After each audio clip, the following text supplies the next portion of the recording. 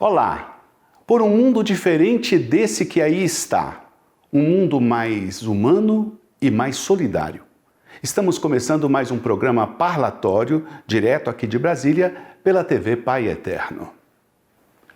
Vários analistas da sociedade estão dizendo que vamos sair dessa provação que enfrentamos para um novo estilo de vida. Há também os mais céticos, que dizem que quando o perigo passar, voltaremos a ser os relaxados de sempre e não estaremos atentos àquilo que a pandemia mostrou ser a nossa fraqueza. Hoje vamos conversar sobre o presente e o futuro com dois bons observadores. Primeiro, falaremos com Dom Joel Portela Amado, bispo auxiliar do Rio de Janeiro e secretário-geral da CNBB. E na segunda parte do programa, vamos trocar umas ideias com o simpático ator Rainer Cadete.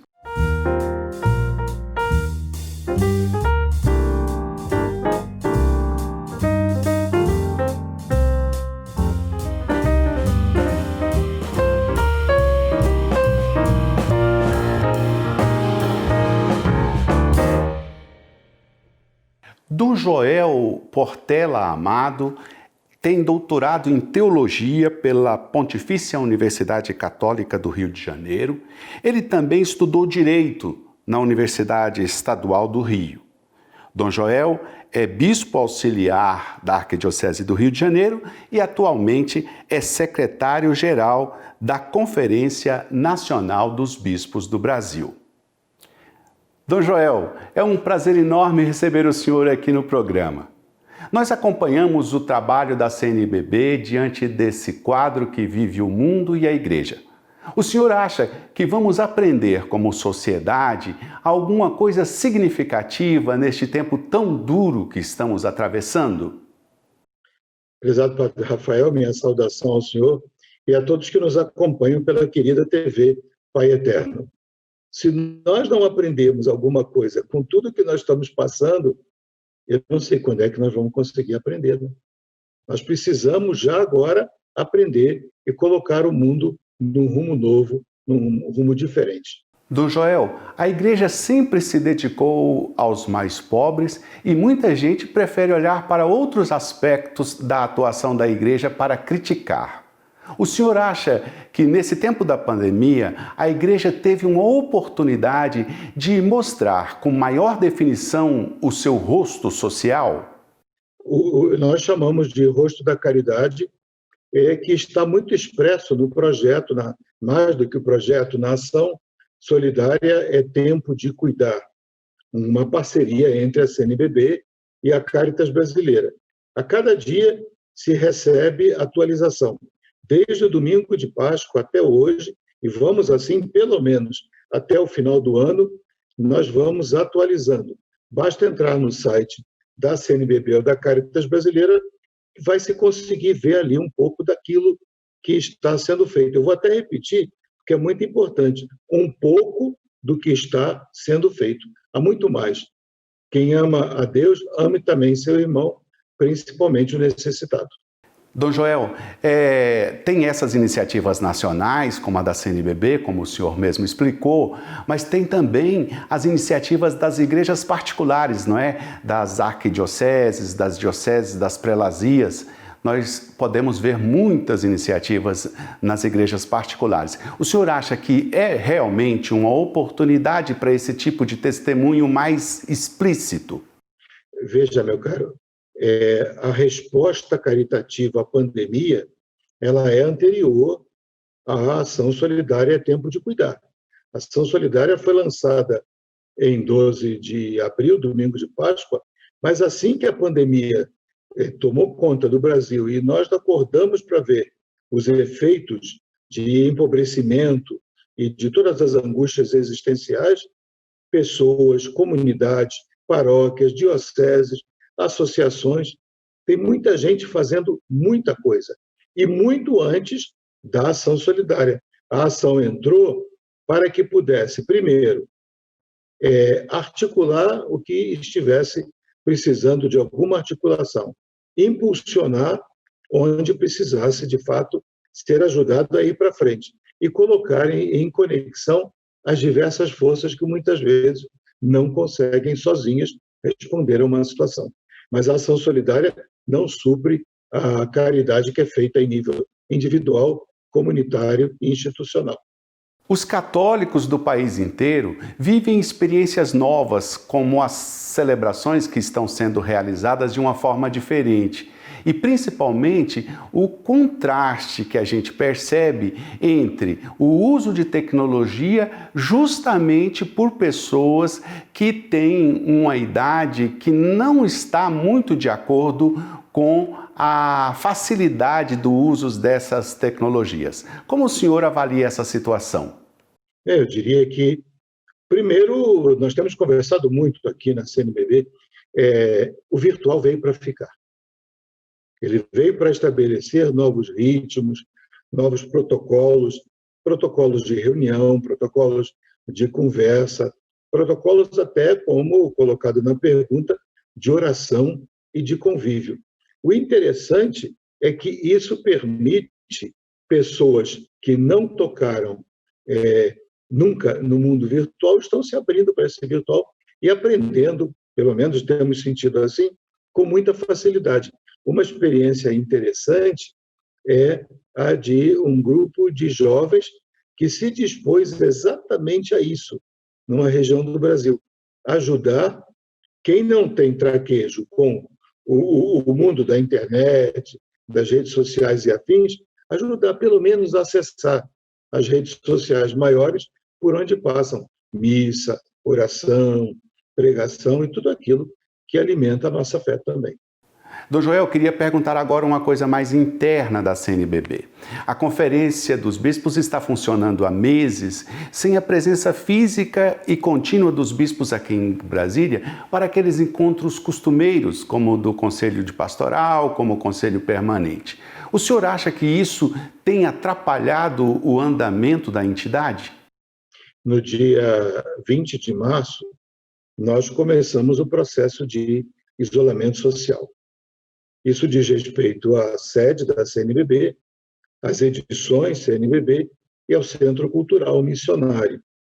Então, esses três locais, administrados diretamente pela CNBB, entraram, então, desde 20 de março em isolamento social. Desde então, o que tem acontecido? Nós já estabelecemos um processo de retomada, um processo que tem 4 etapas, mas nós só cumprimos até agora, basicamente, a primeira etapa, que é o retorno à presencialidade daquelas atividades estritamente essenciais, aquelas que não podem ser feitas em sistema doméstico, através do computador, através da home office. Então, nós estamos nesse momento, sabendo que é possível que algumas tarefas sequer voltem mais ao exercício presencial. Fazemos isso com muita cautela.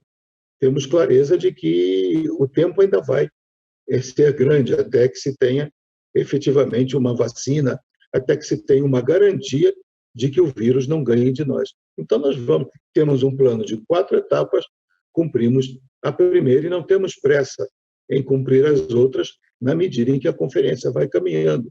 Por exemplo, reunião dos bispos.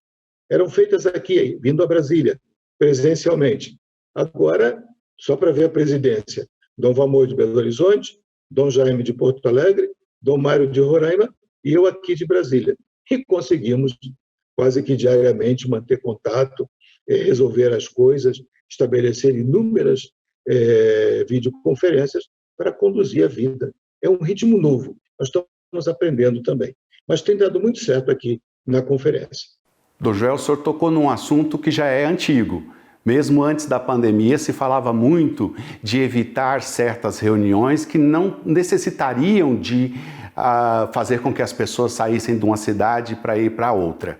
O senhor acha que agora, com essa experiência que se faz, esse tipo de costume de se fazer reuniões mais virtuais vai continuar? Veja primeiro uma observação, Rafael. O vírus acelerou algumas coisas. Ele tomou decisões que nós precisávamos tomar e que estávamos meio com o freio de mão puxado, meio presos assim, em fazer algumas coisas. Por exemplo, a desconfiança desses recursos visuais, audiovisuais, esses recursos virtuais, como se diz. Eu diria que vieram sim, vieram para permanecer. Um bispo disse para mim, e não faz muito tempo ele dizia isso, para ir à CNBB, um dia de viagem para ir, um dia para voltar. Para fazer uma reunião de meio-dia. Nós agora fazemos uma reunião de 2 horas e meia online. Ele ainda tem, ele ganha 2 dias na diocese dele, economiza, não há dúvida, e com isso se ganha muita coisa. O que não se ganha é o valor do presencial. Isso não dá para tirar. É um dado humano, é um dado da fé. Então, o que nós estamos, como CNBB, refletindo, e ainda é cedo para dar uma resposta, no fundo é como é que nós vamos equilibrar as vantagens do virtual com a necessidade do presencial. Mas, com certeza, na sua pergunta já está a resposta. O vírus fez o que nós deveríamos ter feito antes. Certo. Dom Joel, a gente escuta aí quase por todos os lados que o mundo vai mudar depois dessa pandemia. O senhor acredita que isso de fato vai acontecer? Eu diria, Rafael, o mundo precisa ficar diferente naqueles efeitos negativos que o vírus trouxe para a vitrine. Por exemplo, a pobreza. Por exemplo, a situação precária ou, eu diria, sem medo de errar, inexistente de saúde em muitos locais do Brasil. Só para ficar nesses 2 exemplos. Se nós não aprendermos com isso, se nós também, outro exemplo, não aprendermos com o relacionamento dentro de casa, com o convívio, o valor das pessoas, outro exemplo, eu descobri comigo e muitas pessoas também, o despojamento, quanta coisa, Padre Rafael, nós temos que nós não usamos. Eu fiquei mais de 200 dias em estado de isolamento, vivendo aqui na CNBB, com 2, 3 camisas. E vivi bem. Um amigo até dizia, brincando assim, um dia ele vestiu uma calça de terno, ele disse, a calça não me reconheceu. Ou seja, são modos jocosos de dizer, eu posso viver com muito menos. E o que me sobra, eu posso compartilhar. Então, eu diria, o mundo precisa sair diferente. E acho que vai sair agora, não pode sair com medo, não pode sair com egoísmo, não pode sair com violência. Tem que sair com fraternidade, solidariedade e partilha. Nós encerramos sempre aqui a nossa conversa trazendo uma citação para os nossos convidados comentarem. Nós escolhemos para o senhor uma reflexão do professor Peter Loom, chefe de pesquisa comportamental do Trinity College de Dublin, na Irlanda. Ele diz assim: as crises obrigam as comunidades a se unirem e trabalharem mais como equipes, seja nos bairros, entre funcionários de empresas, seja o que for. E isso pode afetar os valores daqueles que vivem nesse período, assim como ocorre com as gerações que viveram guerras. Sem dúvida, eu diria que o mundo, a pergunta anterior, né? O mundo precisa sair diferente na direção da fraternidade, da comunidade, da solidariedade. Porque, desde o século XVI, nós vimos construindo uma concepção de mundo muito individualizada. E muito em que o ser humano é sozinho, ele voltado para si mesmo, como uma concha fechada em torno dos seus propósitos, das suas ideias, dos seus objetivos. O que o vírus provou? O que essa pandemia vem provando para nós? Ela vem provando o grande valor da fraternidade, da comunidade, da co-humanidade, da solidariedade. A palavra nem importa. Importa, como disse o professor irlandês, que, de fato, aqui está a base, nessa citação escolhida, do mundo novo que tem que vir. Nós devemos isso às vidas que se foram, nós devemos isso às vidas que sofreram curadas, mas sofreram, alguns ainda em fisioterapia e tratamento, e nós devemos isso ao Deus que nos acompanha. Não por ter mandado o vírus, pelo amor de Deus, não, mas o Deus que nos acompanha e nos fazendo atravessar esse momento tão difícil e tão duro. Dom Joel, muitíssimo obrigado pela presença do senhor aqui no nosso programa. Obrigado, Padre Rafael, que bom revê-lo. Que Deus abençoe o senhor, abençoe toda a TV Pai Eterno, os que nela trabalham e os que a assistem. Amém. Foi muito bom também rever o senhor. Muito obrigado pela gentileza e obrigado pela presença aqui no programa. Depois do intervalo, vamos continuar conversando sobre como estamos e como poderemos ficar depois dessa pandemia. O nosso convidado é o ator Rainer Cadete. Até já!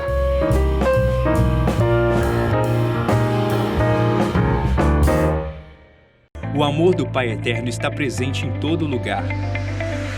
E a missão da AFIP é levar esta mensagem adiante. Todos os dias, trabalhamos para que esta devoção chegue até você. E tudo isso só é possível graças à nossa união, aos nossos associados. Reze conosco, ajude a fazer o bem. Faça parte desta família de amor.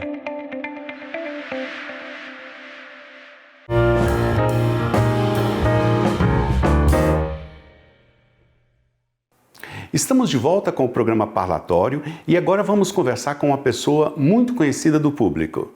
Trata-se do ator Rainer Cadete. Inclusive, ele está no ar com uma telenovela de sucesso na Rede Globo, a novela Eita Mundo Bom. Lá o personagem dele se chama Celso. Rainer Cadete, na verdade, ele fez os seus estudos de teatro aqui no Espaço Renato Russo, aqui em Brasília, e depois completou seus estudos na Casa de Artes Laranjeiras, lá no Rio de Janeiro. Ele nos atende e fala conosco de uma localidade rural aqui de Brasília. Rainer, é uma alegria receber você aqui no programa. Ao ler o seu currículo, a gente percebe que em poucos anos você estudou muito e realizou muitos trabalhos. Será que para um ator assim, tão ativo, esse tempo de isolamento na pandemia está sendo mais pesado? Olha, Rafael, não está sendo mais pesado, não. O que é pesado é toda essa situação, né, do país, e todas essas mortes absurdas que vão virando números, e depois a gente vai confortavelmente se anestesiando e não vai se chocando tanto. Minha vida virou uma maratona depois que começou essa pandemia, porque em casa você não tem mais essa coisa de estar um dia, porque eu vivo viajando, né? Então tem o tempo de translado, né? Até numa mesma cidade, né? Se eu tiver que fazer uma coisa num lugar, eu tenho um tempo de translado até o outro. E na pandemia, em casa, não tem esse translado. Então a gente acaba fazendo uma coisa depois da outra. Então, só para você ter uma noção, eu acordo, faço aula de dança, tenho feito aula de hip hop, de vogue, de danças urbanas, né? E tem me feito muito bem. Foi a primeira coisa que eu comecei a fazer depois que eu soube que eu ia ter que ficar em casa. Me matriculei numa aula de dança de um professor do Rio, né? Enfim, e já estou lendo alguns filmes, já tem projeto para série, já escrevi uma peça, que é um solo que eu tenho em vários editais, porque eu também produzo, e já estou levantando um outro solo para apresentar aqui nessa coisa híbrida entre o teatro e a web, né? Eu estava em cartaz com uma peça chamada Louco e a Camisa, que foi interrompida. A gente estava em turnê pelo interior de São Paulo. E o que acontece? A gente passou no edital para gravar a peça aqui, num aplicativo como esse, aqui numa sala virtual. Então, a gente fez essa peça já, que daqui a pouco vai ser disponibilizada. Então, assim, eu não parei. Eu acho que quando terminar a quarentena, eu vou ter que tirar umas férias, viu, Rafael? Até horta eu aprendi a mexer, até horta, só para você ter uma noção. Fiz uma hortinha aqui, hoje mesmo colhi cenoura, colhi couve-flor, sabe? Então, assim, não paro, assim, realmente. É só o domingo que eu falo, eu não vou fazer nada no domingo, mas aí eu já coloquei uma aula de canto no domingo também. Mas, enfim, é isso, eu sou assim. Seus personagens conhecidos na televisão, por exemplo, mostram a força de um ator versátil, capaz de dar vida a histórias muito diferentes umas das outras. A gente vê também que nesse tempo de pandemia, muitos atores estão interpretando assim histórias de vidas que infelizmente foram ceifadas por causa da doença. Então, eu queria perguntar um pouquinho sobre essa faceta do ator. Como é essa aventura de viver tantas vidas? É uma aventura que salvou a minha vida, né, na verdade. Eu nasci e cresci na periferia de Brasília, em Samambaia Norte, mais especificamente. Não tinha nem asfalto na época que eu morava lá. E, assim, vários amigos meus ou foram presos, ou foram mortos por polícia, ou, enfim, tiveram algum futuro um pouco desastroso por causa daquelas poucas possibilidades que um garoto da periferia tem, né? Estudei minha vida toda em colégio público, enfim. Então eu me sinto muito vitorioso, sabe? Muito, muito vitorioso mesmo. Mas a sua pergunta foi mesmo? Qual foi mesmo? Me perdi. A minha pergunta tinha sido, apesar que a sua resposta já contemplou um pouquinho a sua vida, mas tinha sido sobre essa aventura do ator de viver tantas vidas. Eu fui lá na minha infância porque a escolha de ser ator mudou completamente a minha vida. A possibilidade de ter acesso a uma aula de teatro gratuita, que era ali no Espaço Cultural Renato Russo, me fez ter contato com uma parte que eu sempre tive, como diz Fernando Pessoa, muitas almas dentro de mim, sempre, sempre. E talvez se eu não tivesse descoberto o teatro ou, enfim, essa profissão, esse ofício, eu não sei como seria a minha cabeça, sabe? Não sei, talvez eu fosse uma espécie de esquizofrênico, não sei. Porque quando eu me proponho a fazer um personagem, eu mergulho fundo, sabe, Rafael? Eu gosto de olhar no espelho e não me ver, sabe? Isso já aconteceu algumas vezes, não é sempre que acontece, mas eu me esforço, porque o personagem é diferente de mim, sabe? Eu acredito que existem dois tipos de atores, assim, a grosso modo falando. Um ator que trabalha o naturalismo e que é sempre aquele mesmo personagem, mas funciona muito bem. E aí esse ator leva a vida inteira, uma carreira incrível, uma carreira brilhante, né? Trabalhando bem o naturalismo e sendo ele, né? Geralmente esses fazem os mesmos papéis e tudo. E existem os atores camaleônicos, né? A gente tem muita referência desses atores mais no circuito de Hollywood, né? Aqui no Brasil, não são tantos atores que mergulham tanto assim, mas existe também. E é esse tipo de ator que eu quero ser, que eu sempre quis ser, sabe? Então, é muito legal você conseguir estudar tanto e mergulhar tanto no universo do personagem, a ponto de você não interpretar aquele personagem, e sim vivenciar aquele personagem, ser aquele personagem. É aí que mora a potência do meu trabalho, e é isso que eu cavo, assim, sabe? Nesses mergulhos bem profundos. Não gosto de ficar na superfície. Rainer, eu queria te perguntar uma coisa que é bem o tema dessa noite, que nós já conversamos com o primeiro convidado, e queríamos também saber a sua opinião. Tem muita gente dizendo que o mundo pós-pandemia será outro, ou terá que ser outro. Você acredita nisso? Olha, eu acho que existe muita coisa por trás dessa história de um mundo ser outro, do novo, né? O que eu sei é que a gente está passando por uma coisa sem precedentes e a gente precisa se transformar, né? O universo, o meio ambiente está pedindo, né, que a gente preste mais atenção na nossa educação, no valor que a gente dá para a ciência, no valor que a gente dá para a educação, para a cultura também, né? Na escolha dos nossos representantes na política, né? Então o mundo está convidando a gente a comer menos carne, né? A usar menos roupas, a comprar menos roupas, porque olha quantas roupas você está usando na sua quarentena, né? É realmente necessário aquele tanto de casaco, sabe? Então, assim, a gente está sendo obrigado a repensar várias coisas. E eu acho que a gente precisa aproveitar essa oportunidade para se transformar, sabe? Mas eu acredito muito no aqui e agora, no já. Eu acho que já é o novo mundo, né? Já estamos no novo mundo, e ficar aqui e agora, eu acho que vai ajudar muito a gente, entendeu? Do que ficar culpado pelo que passou, ou preocupado pelo que vem depois. Não, vamos viver aqui agora. O que está acontecendo aqui agora, no já, aqui, no presente, que é um presente. Certo.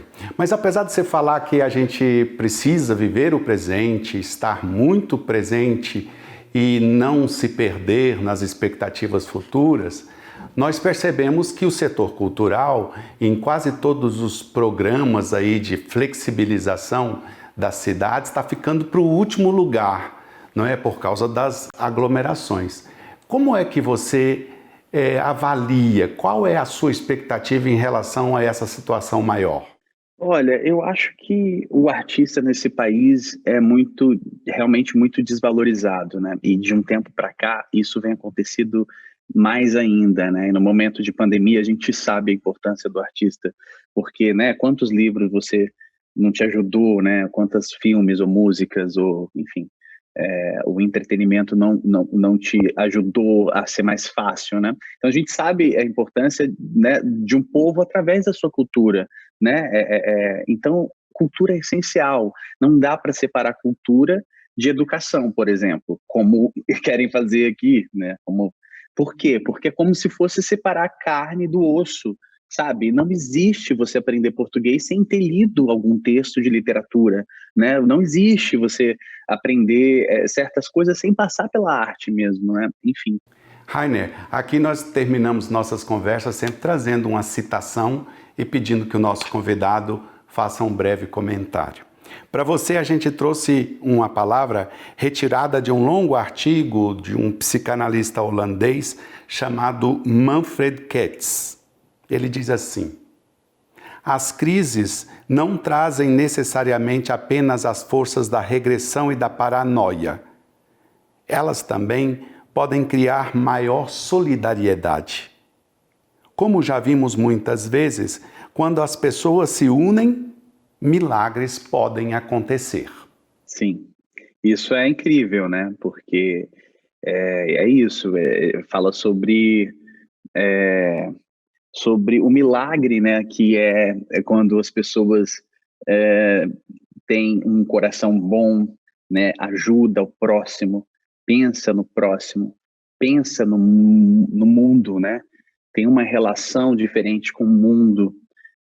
Me veio na cabeça agora um livro que eu li, se chama Ideias para Adiar o Fim do Mundo, em que o autor, que é um índio, que viveu às margens do Rio Doce, ele fala sobre a relação que eles têm com a natureza, né? E que eles não desumanizam a natureza, porque a partir do momento que você desumaniza a natureza, você só quer extrair e explorar ela, né? Mas se você humaniza ela e trata ela como um parente, como uma pessoa querida, né? Como um ente querido, você começa a se relacionar com ela da forma que tem que ser, porque realmente o rio é vivo, a montanha é viva, a terra é viva, a nossa mãe terra é viva. Então, se a gente só extrai, a gente vai ficar órfão, né? Então, eu acho que é um momento muito bom, sempre é um momento muito bom, mas especialmente em crise, né? Para a gente rever o que é importante, o que é essencial, né? O que a gente quer, qual é a meta que a gente tem, pensando como povo, como humanidade, como raça, como terrestre, né? O que a gente quer? O que a gente quer deixar para os nossos filhos, para os nossos netos, para os nossos bisnetos? Tá tudo acontecendo tão depressa, tá tudo tão rápido, né?